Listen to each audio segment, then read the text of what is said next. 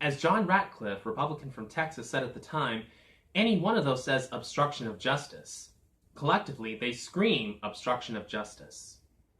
This list of missing evidence leads those with eyes to see and ears to hear to certain conclusions. But first, let us consider a fundamental question. Why should one not set up a private server for government business in their basement? And conversely, why would one be tempted to do so?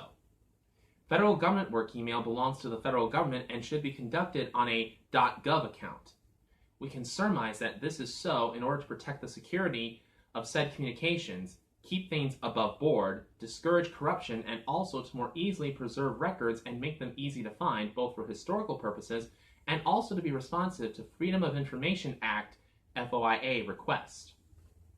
FOIA requests are a fundamental tool by which the American people keep our government honest. A certain left-of-center newspaper has taken as its slogan the saying, "Democracy dies in darkness." They are right, though one may argue that they themselves have tried to turn out the lights or at least control the dimmer. Be that as it may, democracy does die in darkness and corruption thrives. We Catholics should be concerned with integrity and honesty, or the lack thereof, in government, whatever our party affiliation. That is what this aspect of our look at Trump is about. Many of his enemies have accused him of almost every crime under the sun. Some of us intuited something early on, while others only recently are beginning to realize the stunning fact. There is no evidence whatsoever that Donald Trump is guilty of the various accusations lodged against him. None. Well, he is crude at times. The recent sham impeachment made this fact even more clear. The Democrats, in their own articles drafted to impeach the man, mentioned not a single crime.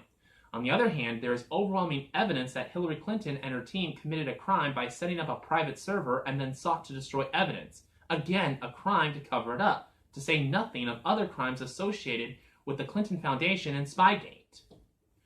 Who was involved in the effort to destroy evidence? And ask yourself, do you honestly believe that if Donald Trump had not won the election, we would know as much of this as we do? The above paragraphs describe the crime. The following will describe a few aspects of the cover-up. We need not go into all the details. Rather, our interest lies in the humorous, were it not so serious, account of the efforts of one Plattte River employee in particular to aid in the cover-up, knowingly or unknowingly. The House Select Committee on Benghazi was established in May of 2014.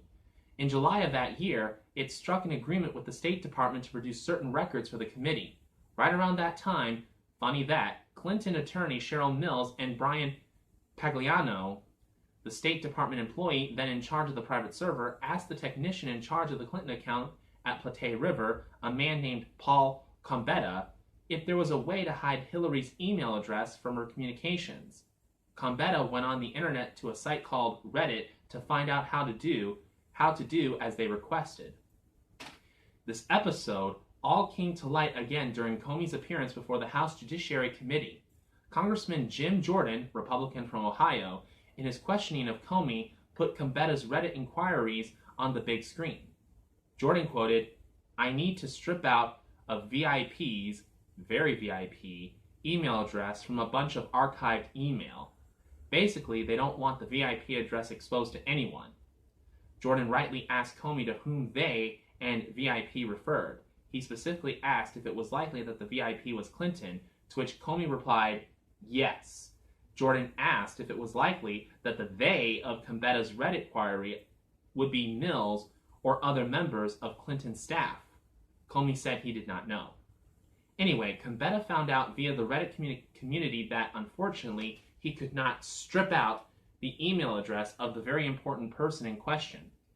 His Reddit questions lay there obscurely online for 2 more years until just a week before Comey made his appearance before Jordan and the rest of the House Judiciary Committee, at which point Combetta sprang into action again and returned to Reddit to try to delete them. Jim Jordan made a most natural assumption and said, "Director, when I hear strip out email address, sounds like a cover-up. Do we have a crime yet?"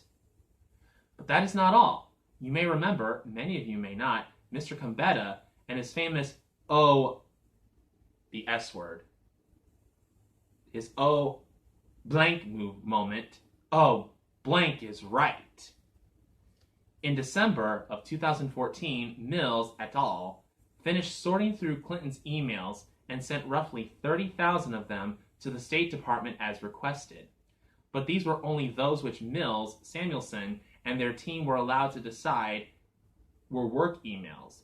Thousands of others were claimed to be personal and deleted. Because a copy of all email remains on the server at Plattte River, Mills told Gambetta to erase all duplicates, but he forgot to do so. Until, that is, the emails got subpoenaed by the Benghazi Committee. Gambetta told the FBI that was his, oh, bleep moment. Then it was that another term entered the American political lexicon, BleachBit, a technological tool used by Clinton's people in a desperate gambit to erase that which should not be seen. Motive. The whole l'affaire Gambetta gets to motive. The whole l'affaire Gambetta gets to motive. Motive on the part of Hillary Clinton and her circle to conceal select emails from rightful governmental public oversight.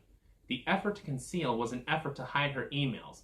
Not all of them, mind you, just the ones they wanted to, from Congress, reporters, and FOIA requests. It was an effort to hide something because, well, she had something to hide. That was the purpose of the private server, that there would be no official records for certain governmental business emails by the Secretary of State should be stunning to anyone not blinded by prejudice. The potential for corruption, criminality, and malfeasance when there is no official paper or electronic trial should also be obvious. Clinton denied that such obstruction of public accountability and oversight was her motive, and she claimed the private server was authorized, but even that claim was revealed to have been untruthful by Inspector General Steve Lanick, as seen in the 5th video in Spiropoulos' series. Do we have a crime yet? We could go on, but this probably shows that something was terribly wrong in terms of corruption and criminality in the administrations prior to that of Donald Trump.